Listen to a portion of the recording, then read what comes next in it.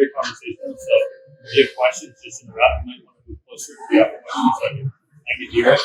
I know we've got a couple of folks who don't touch clouds, but the functionality that we show, the best practices that we follow, we're going to apply the same, just in a much tighter environment.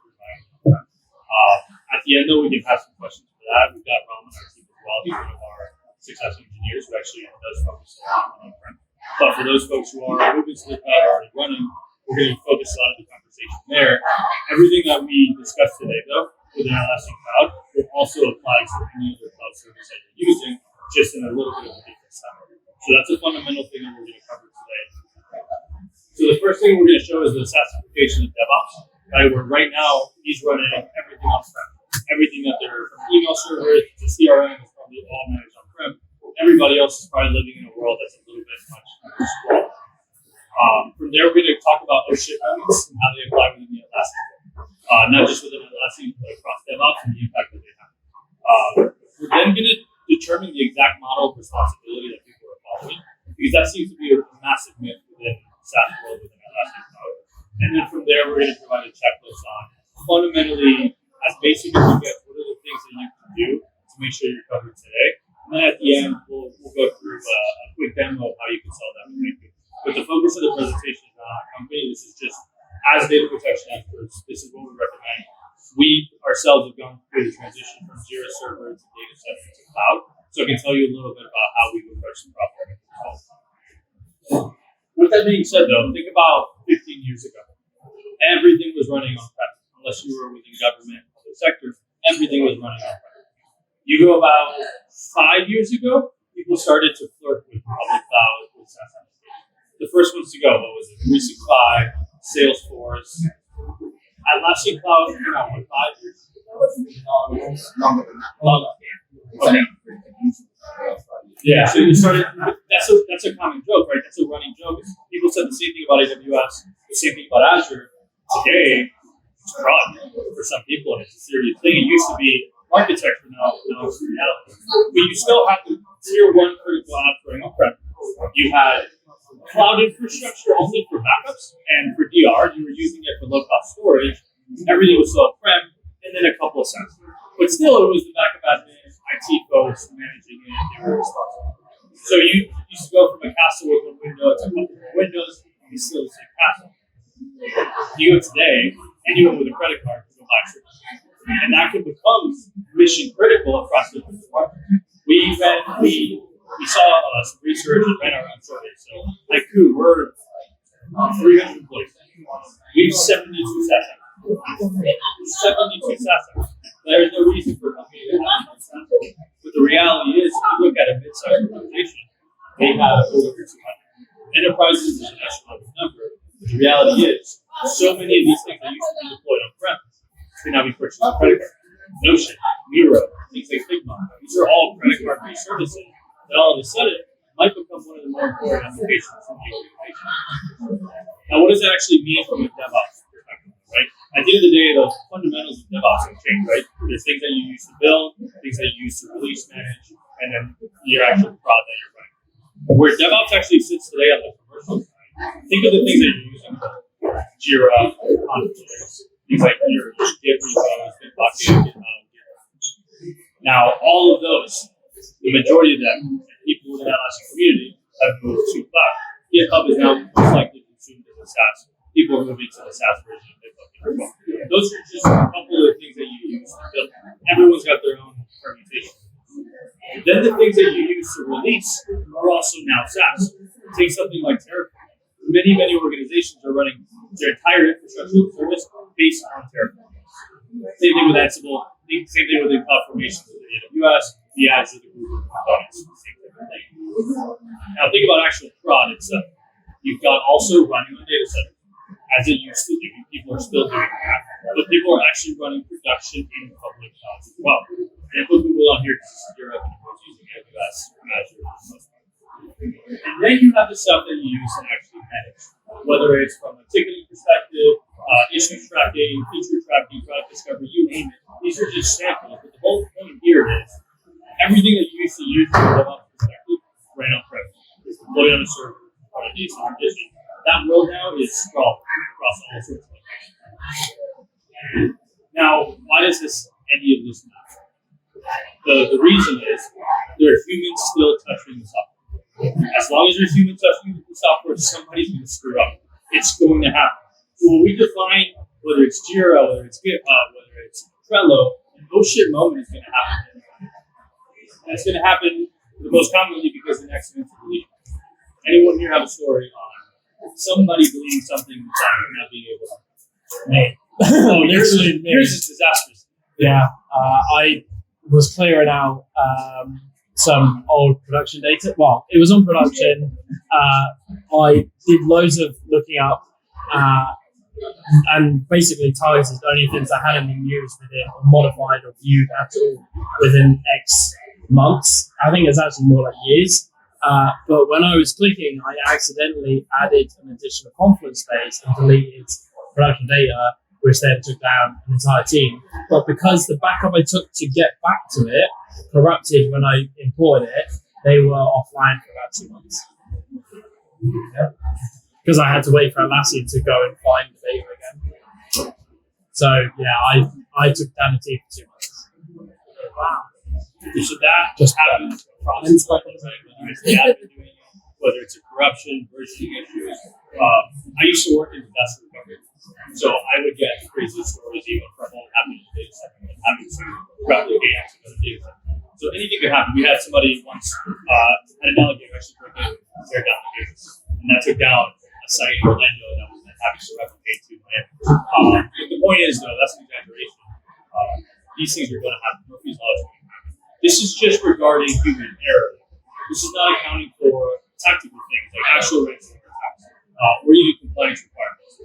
The reason being is, regardless of where Atlassian, Jira, regardless of confluence, wherever it's deployed, there's still going to be moments where data is going to get lost. That is going to be inevitable. Now, the way that we like to explain it, and Dan gave a good example of this, what is the responsibility actually like? Because when you're getting conversations about cloud, you're like, well, you never have to patch again. You're never going to have to worry about security. With one huge clarification, that's all system level. Atlassian is responsible for system level backups, system level disaster recovery for everyone. This does not apply to this specific tenant. So what I mean by this is think of it like a parking garage.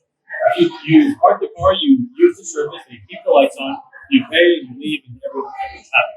Somebody steals your laptop in the car, or scratches your car, or does something worse, the garage is not giving you anything. Right? From a legal perspective, that's a shared responsibility model.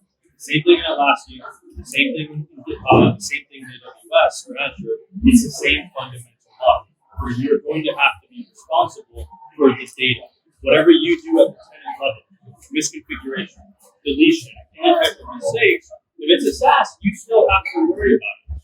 Because although Atlassian is going to give you best effort, they're running their backups in RDS. It can be a very complex thing to do, especially to get granular recovery. So you have a backup mechanism that says, hey, yeah, I'll file a support ticket, and hopefully when they get back to me, we'll get systems up and running. That's not a best practice.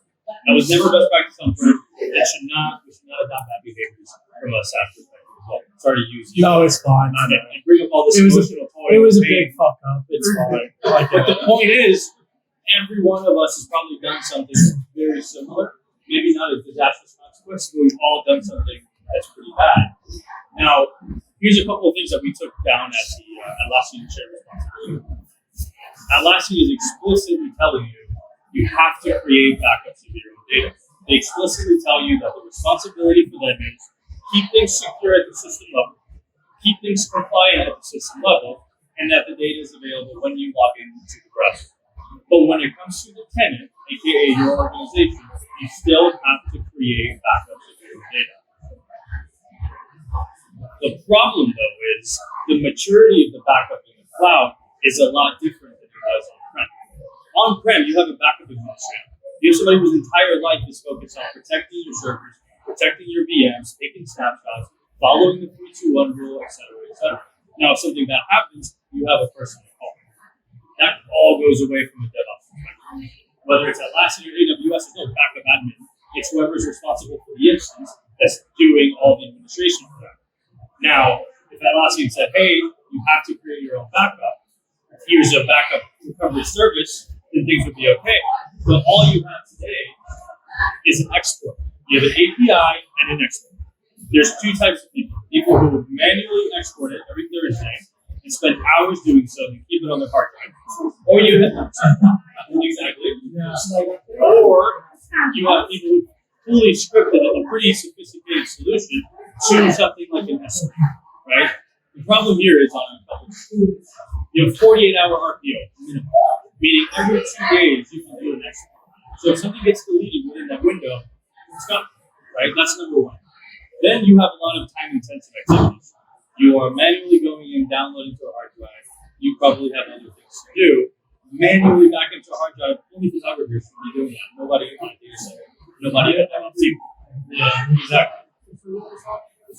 Recovery point comes in. Sorry, this is the backup one, right? So, yeah. So if I take a daily backup, I have at least a 24-hour review, which is what the standard industry does. If I'm taking a backup every hour, I have an hour review. What you have on the other side, though, is recovery time objective, which is how long does it actually take me to recover it. The whole point here is, at a fundamental level, whether you're commercial, public sector, a daily backup is required at minimum. The other piece of what Atlassian knows, recovery can be very difficult. Why? Because it's the entire exported data. That means you have to re-import that entire copy or XML file of data. What does that actually mean? You already know this because you're going to ask me a ton of API questions. It's going to take a very long time. The other piece of that, though, is are you going to recover an entire instance of a developer accidentally deletes one account? Are you going to disrupt your flow? You're not going to do it. But what if it was very important? What if it was an entire project or a confluence site or a page? You name it. These are critical things that you have to almost do a blood calculus to know, am I going to recover this entire piece? And that's all making sure it wasn't corrupted in your test. So because you don't know what's changed between the deletion happening and the new work being done, so then we'll work out. I'm not happy to lose what I don't know. You have to rebuild your world just because there was a mistake, right? So these are things that we notice that are issues. And we notice this because our own customers are doing this. So we came in from protecting tier 1 critical infrastructure, right? Things like VMware, Nutanix, Dell, instances in the cloud. And we started noticing everybody was using SaaS, and they were all going through storage. The last thing I'll mention too is there's no backup testing. There's no way for you to validate that it's not corrupted or that you can recover in case something happens. Especially if you get into much more strict public sector environments. This is UK, so you're not liable for things like NIS2 in the EU. But if it's an international company, you will have to follow NIS2 regulations. NIS2 is a mandate that's following up from a couple of years ago, mandating backup of SaaS, mandating the backup testing, recovery testing of SaaS as well. Atlassian is not prepped for something like this. So that's why we saw the need to build a third-party service that was able to do this for Atlassian and outside as well. Now, what I just mentioned, though, was on security and compliance, right? Another common myth was, hey, Atlassian will recover for me pretty quickly, I'm good, I'm the backup. The other one is like, I don't need to worry about ransomware, I don't need to worry about compliance, this is what I'm paying service for. But the reality is, you go to the same documentation that they provide, the same role, they're telling you that, hey, we have our own compliance, we're going to follow that, but whatever boutique stuff you're running, that's on you to make sure that you meet the price. A huge component of this, for example, and I'll just do this, is how long were you retaining your backups for on-prem? So if you work in healthcare, financial services, its standard practice was 7-year backup. Okay, we keep it archived somewhere for 7 years in cheap storage. That's a basic requirement. How long are they backing it up in SaaS? How long does Atlassian take to delete their backups? Exactly. So the point is, you have all these folks who've been assuming that the cloud is taking everything care for them, and they don't realize the risk profile that they're building. By the way, this is just Atlassian. So what I'm mentioning is across every SaaS service that you use as well. The other piece too is offsite backups. 3-2-1 rule has been around for 60 years. It's a basic requirement within compliance organizations. Your hard drive is your offsite location, right? So these are some of the areas where there's a lot of maturity to adopting the cloud, and people need to still maintain their backup and recovery posture for it. And the last bit is ransomware. Doesn't always happen, but when it does, it can be pretty disastrous. And there is going to be a risk here of a supply chain attack that attacks Atlassian and attacks all the tenants, or a direct exploit on your organization as well.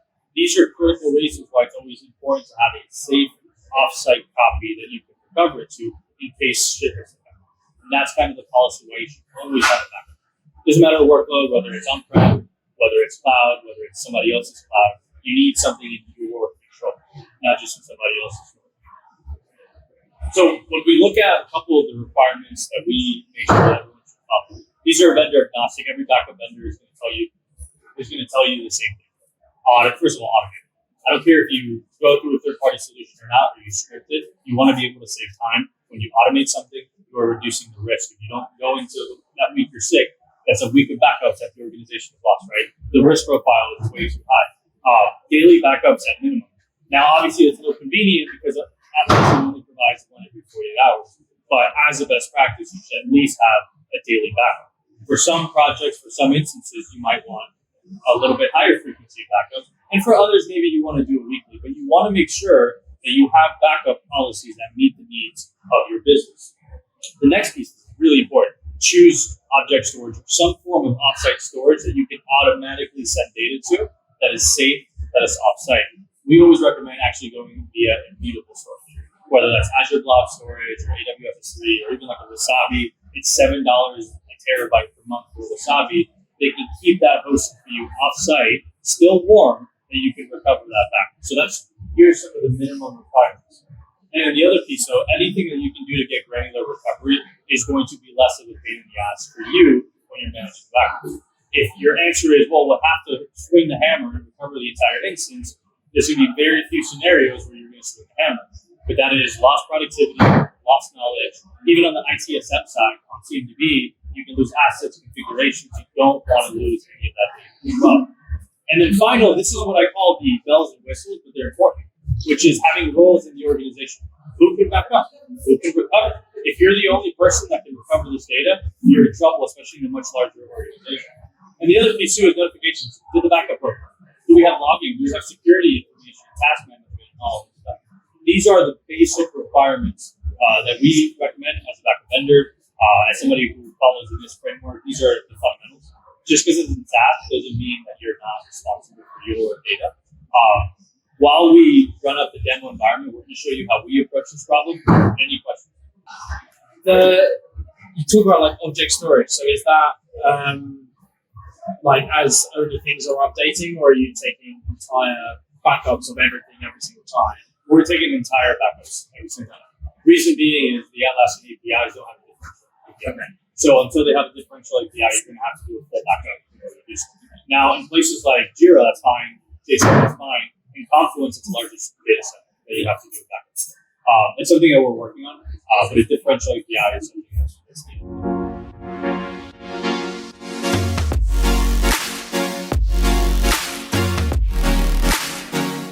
Cloud as well. And we realized that we needed to build a service that allowed them to protect things as they're meant to be protected. Because let's say that even if there was a third-party backup for each of the SaaS that people use, right? We go back to the deploy, manage, release slide. Those are at least 12 services. You want to manage 12 different backup solutions, right? That's impossible. It's expensive. It's a pain in the ass. But some people do have to script the whole thing themselves. So we saw this problem, and we saw that each cloud vendor has 200 services. There are thousands of SaaS applications out there. There's no way that we can build a native one for each one. But just scripting a backup to S3, calling it a day is not backup and recovery, right? That's just the basics that anybody can do. So we built a dev studio, a development platform that allowed all the ISVs, all of their select partners to actually build on our technology that we've already mastered. Our policy management, our granular recovery, our storage orchestration, all the stuff that we went through in the checklist. Now, we tested this platform ourselves, and we were able to build full native backup for the Atlassian portfolio. So everything from Jira, Confluence, JSM, product discovery, Trello, work management, you name it.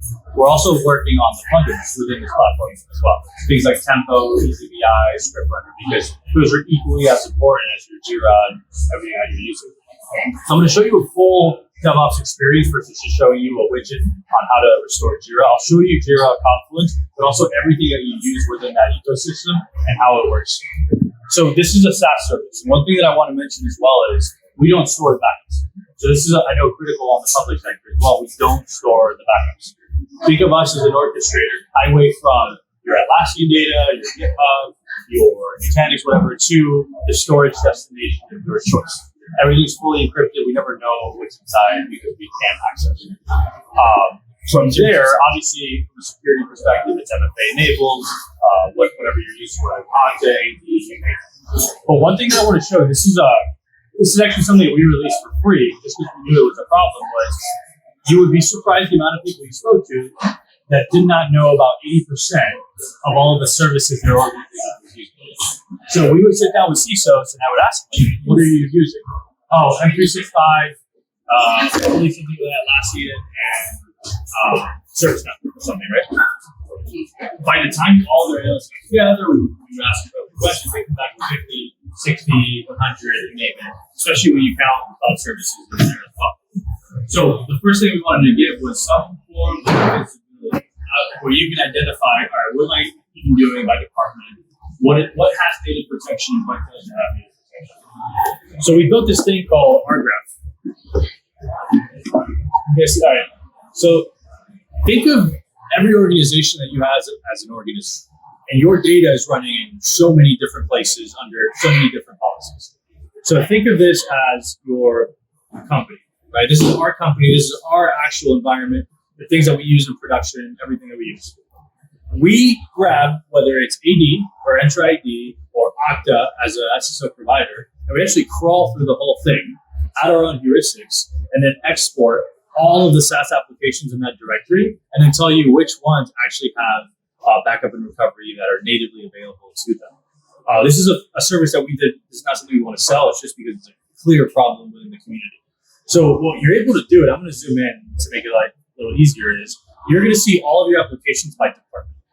So let's grab sales and marketing and see what they're doing.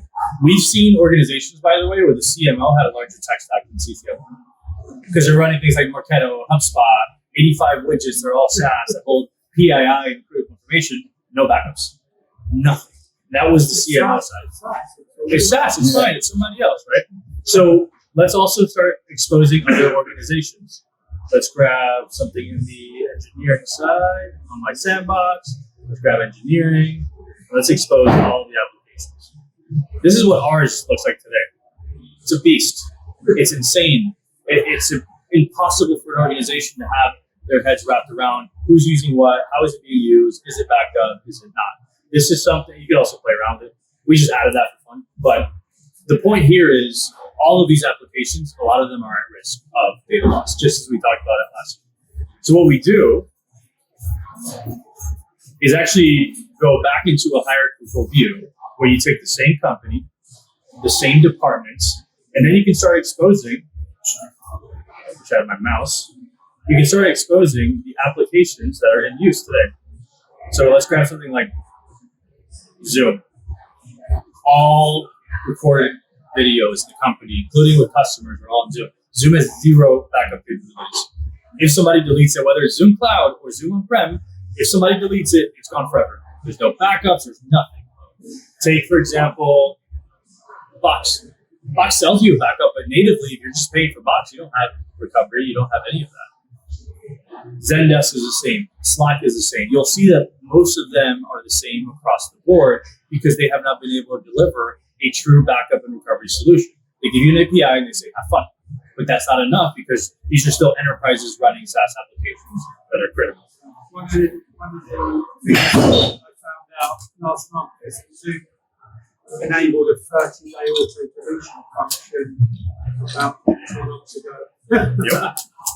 Yep. And it's like customer comes back and says, "Oh, we had training 6 months ago. Can we have a copy of that? But you recorded. I remember you recorded it."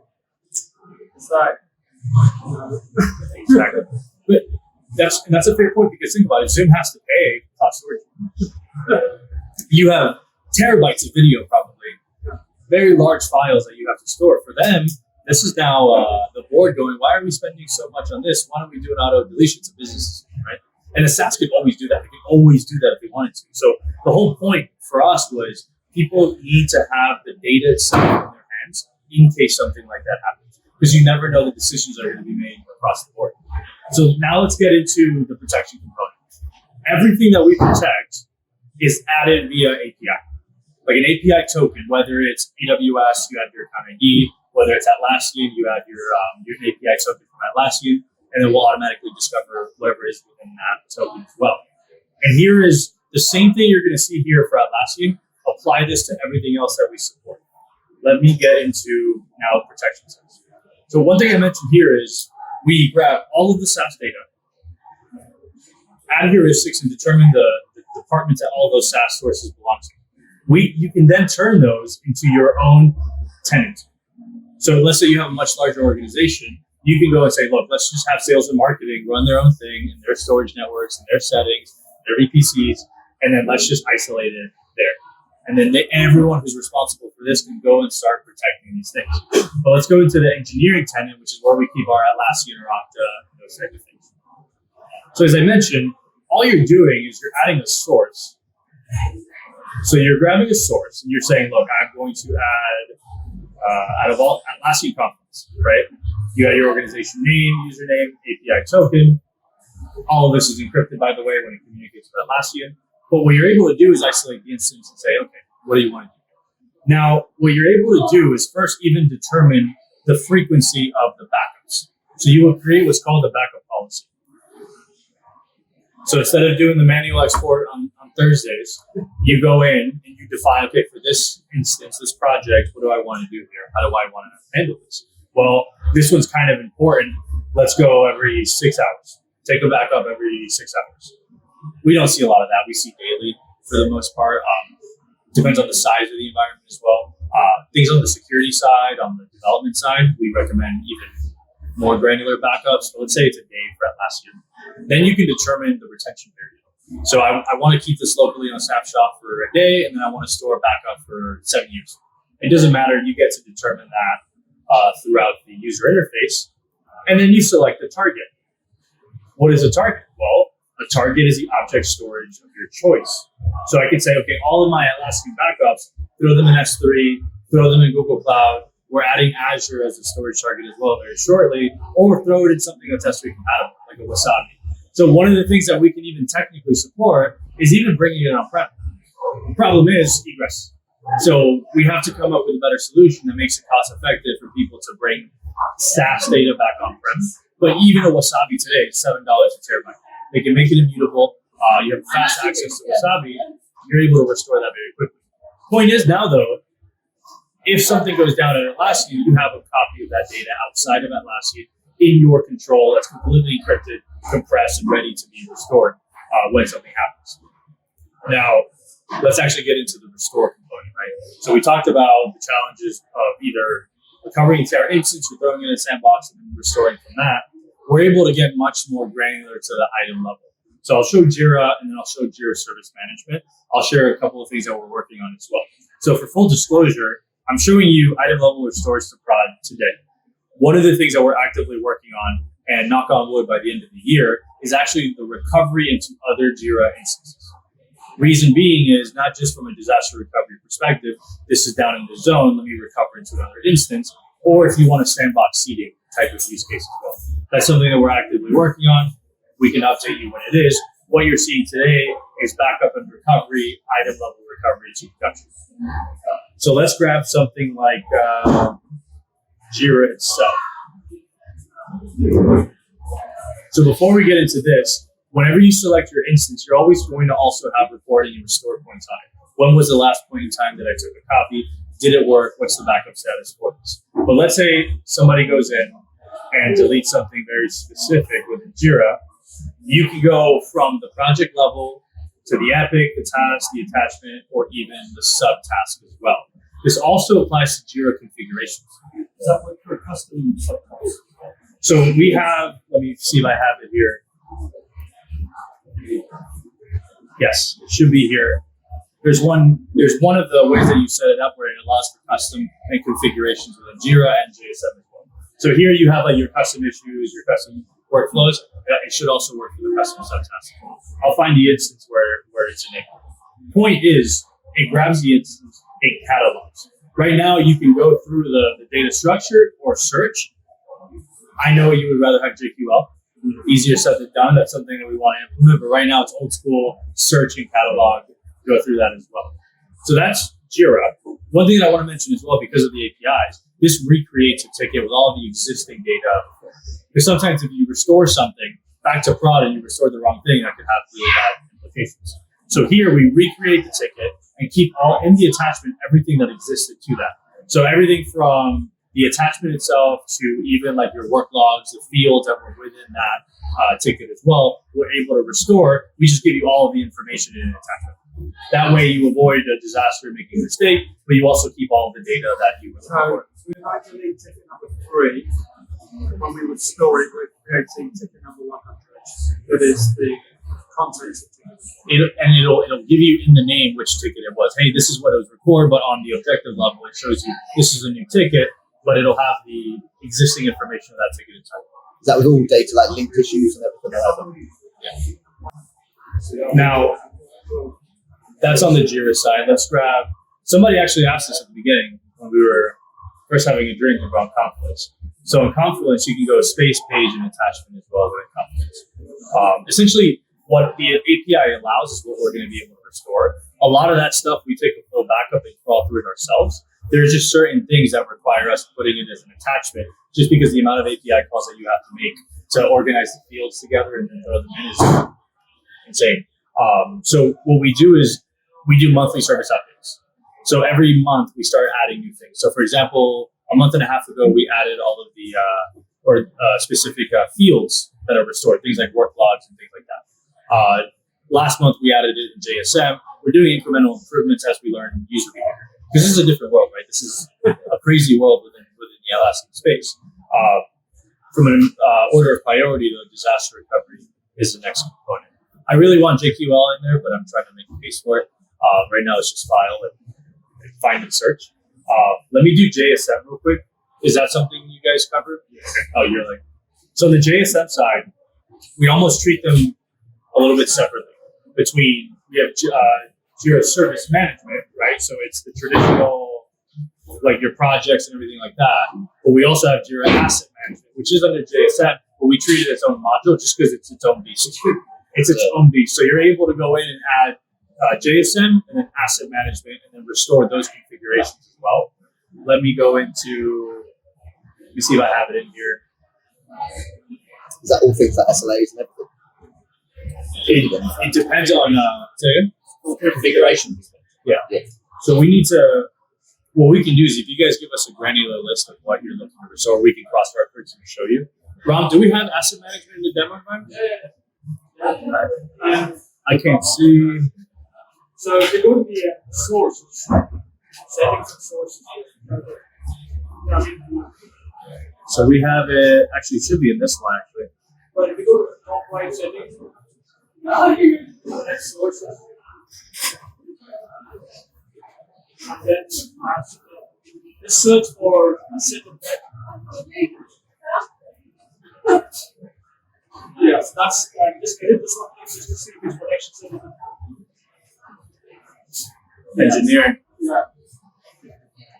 See, we're running our own MSP version of our company. So it's somewhere in here, but I don't see it. Either way, we'll find it. Your filter before you SaaS is there.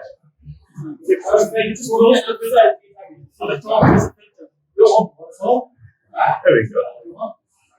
You see it?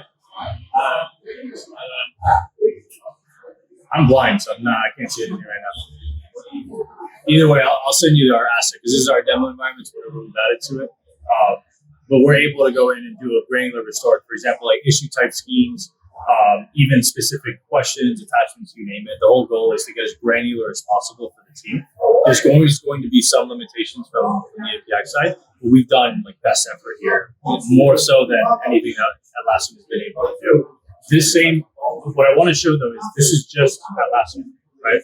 So part of the challenge is having to manage so many different services is which one's protected, which one's not.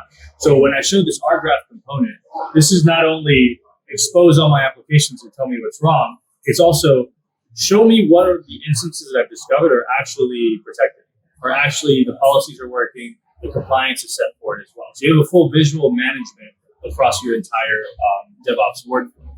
But let's grab like a cloud service specifically. I asked somebody the question of what happens if somebody deletes your IAM roles. What do you do, right? Let's grab AWS here. Once again, AWS has a backup. It's an API, but it focuses on compute storage. But when you're using decoupled services, they all hold their own important configurations, right? Your rotation keys in KMS, your states in CloudFormations, you name it. We can go into all of these specific services and get down to a granular restore within IAM, within KMS, everything. We're working on Azure as well, and we do this across Google Cloud as well. The point being here is everything should be recoverable, regardless of if it's on-prem or if it's in the cloud. SaaS companies haven't always done the best job of giving you that restore. We try to give you an ability to protect it all from one place. So right now we have 50 integrations into our service.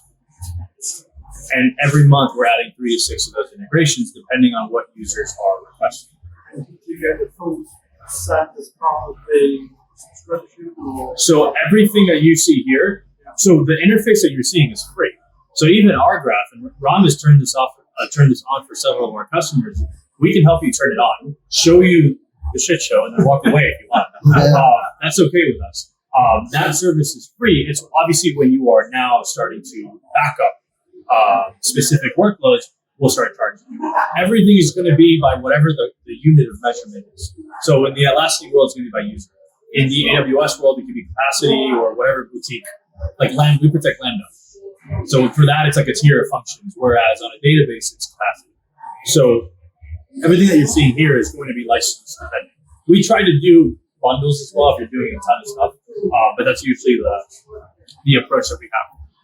So it's like your DevOps package where you have like Slack or Jira or Yeah, if you've got a lot, obviously we need to find something that's digestible for you versus like, eventually we want to be able to move to a unit-based model where it's like, here's how many points you buy, go protect the points that you have. But right now it's all on a licensing per user or per capacity basis as well. So things like Terraform charges you by runs, right? For us, like we would just meet whatever the requirement is for that. Now, so that is, the service is free, it's just adding anything from the marketplace as well. We also do free trials. So everybody here, if you are interested in just toying around with it, we can give you a free trial to get. But this rgraph component that you're seeing here, this is free for you to try at any point. You can keep that for life.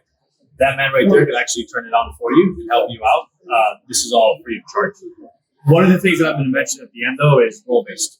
So as you mentioned, you also don't want to have one point of failure in the company that's the only person that can recover something in case it happens. So one thing that we enable as well is the ability to set up backup roles, administrator roles, view only, and even restore roles as well. So if you've got usual suspects who are the ones deleting stuff, you can give them a restore role as well, and they can go in for the stuff that you allotted to them as well. The point though is, so we inherit IAM, and we inherit that, but these are roles that you can create yourself. So that's kind of the threshold between convenience and risk, right? So one of the things that we actually protect ourselves is Okta. And so Okta configurations are critical. There's only an export of those configurations. So what happens if somebody goes in and creates a super user? When do you roll back? How do you figure that out, right? So, but as we know, it happens. Let me show you what we actually do on the Okta side. And we're doing this for, is it Entra ID now? Is that what it's called?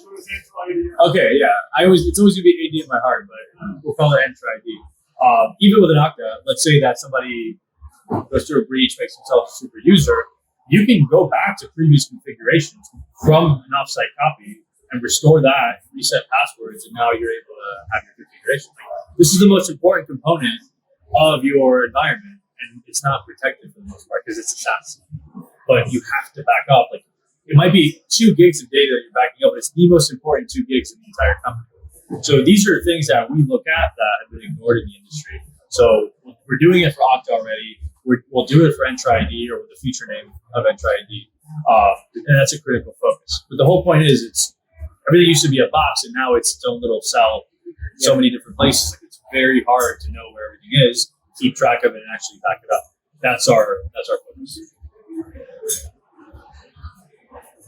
Dan's giving me the No, I'm not. No, you put that.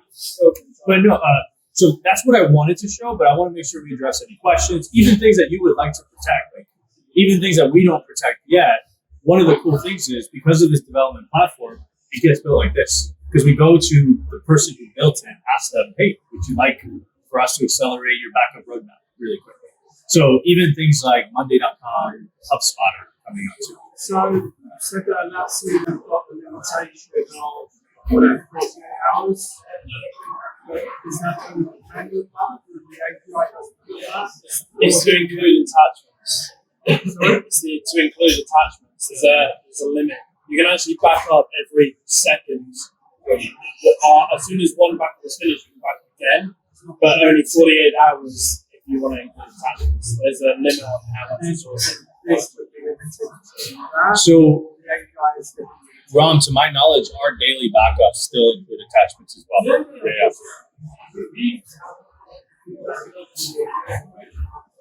Oh, are you bypassing that restriction?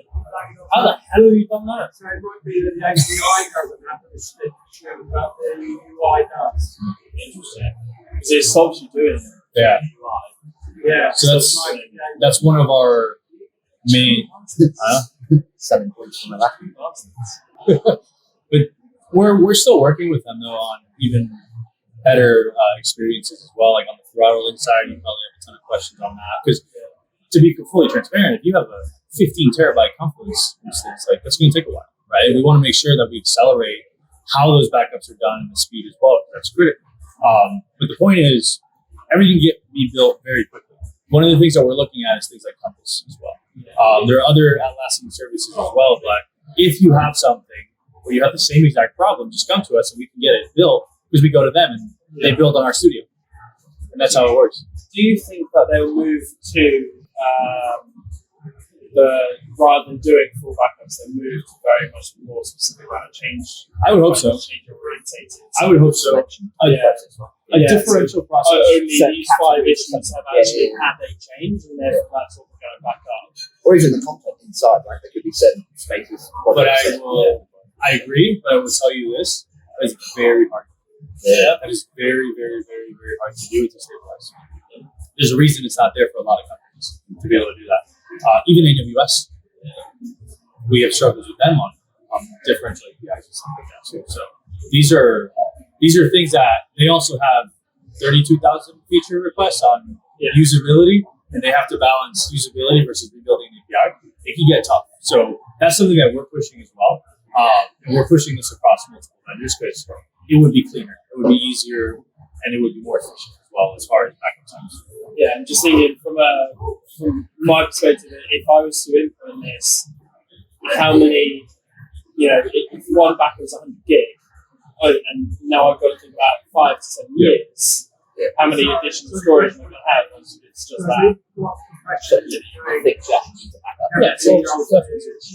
So when we create a backup job, we add it in our own encrypted compressed port. So we're also trying to optimize it as much as possible on our end to make it cheaper. We haven't run into any issues on the Jira or on the JSM side because these are even 100 gigs in our world. That's not a big deal. It's when you're getting into terabytes of backups that you get a little complex. But even from a cost perspective, we help you size it and say, hey, look, this will be $8 a month for all of your Jira backups, your storage. But one of the core tenets that we believe in, though, is like we should not be storing your data.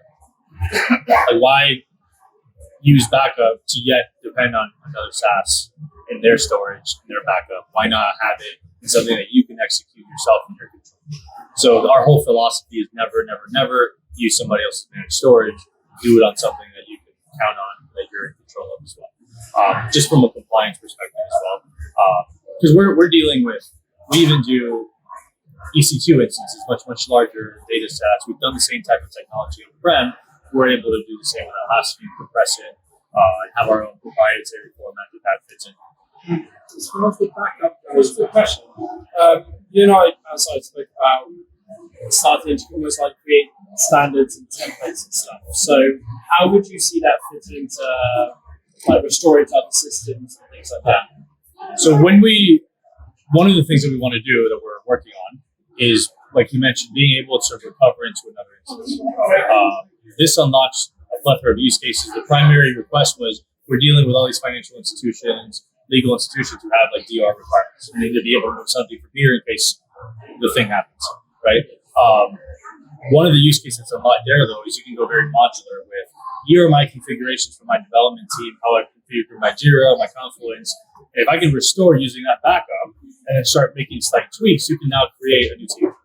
You can now create a new workflow. So these are things that we start unlocking those use cases that will be very beneficial once we're able to recover from one instance to another instance. That's going to unlock so many use cases. But we're actually very curious because we deal with Atlassian internally, but you guys are Atlassian experts every single day. So when you think about these use cases, like there are things that you may be able to do with this that we didn't even think of. So if there's any other use case you think of, hey, if I could use a sandbox seeding use case to do this and that, I wonder if we could do that. You can try it out on our stuff and we'll let you know if it works.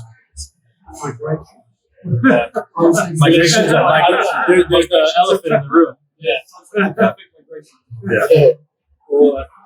So this is something that we're exploring all of the use cases. It could also go to scope creep, right? Because there's so many. Atlas is very easy to go into one thing and go very deep. So we're trying to find our best to deliver value, but that's the number one request. The next thing that we get is to, hey, can I put this all into my Azure as well? We're working on that as well. But we did, so we recently did product discovery as well, Trello, Jira Work Management, Confluence, JSM, Assets, Jira, obviously. And then as the feature requests come in, we'll build out additional things as well with Atlassian partners. So things like Tempo, EasyBI, Script Runner, the usual suspects as well. Those are things that are on our roadmap, but we do it with Atlassian partners to build on.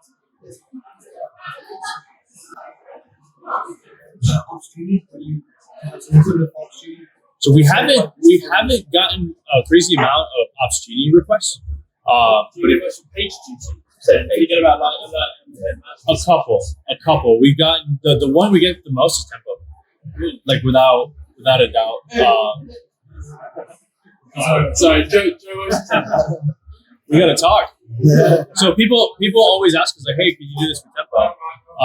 The other one would be EasyBI, Script Runner. I haven't encountered much Ops Genie, but I will. Because we have a lot of distributed response teams, and they have all their own set routing rules and response plans and SLA stuff. But we also, in some of our South American teams, have a lot of turnover, and things are changing. Sometimes things can bring into it, and there's no way of getting it back. Except for regulation. Okay. So I thought if there was an option to maybe have that running in the background. Let me do this. That is more configuration than actual data. Okay, so one of the things that we have is we built in product or feedback loop into the product. So whenever you go to the marketplace, if you can't find Ops Genie, we can request. This goes to my email, by the way. So I'm reminding myself. So yeah, so the reason is like once you discover that one of your SaaS is on fire, you go, fuck, I should probably do this for all of the other ones too. So we have that feedback loop built in.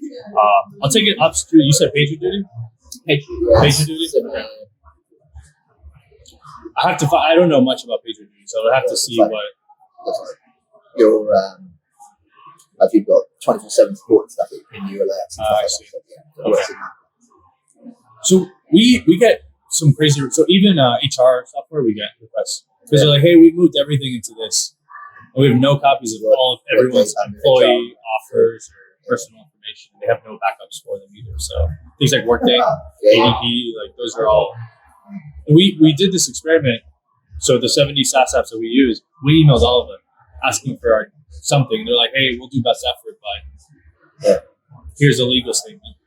So this is kind of the cases that we have. But yeah, guys. If anybody wants just a free access link, I'll send it your way. So you guys can test it out. It's the art graph service that you saw is fully free. So if you have any questions, I would just text him and have him turn it on. Yeah. But then anything that you would want to protect is 14 days for free. So like Jira or something. If you just truly want to get it tested in your environment, just let us know and we can get it extended so that you can try it for 30 days. You name it. And because it's your storage, like there's no reason we never hold on to the data. So once you're done with it, you're done.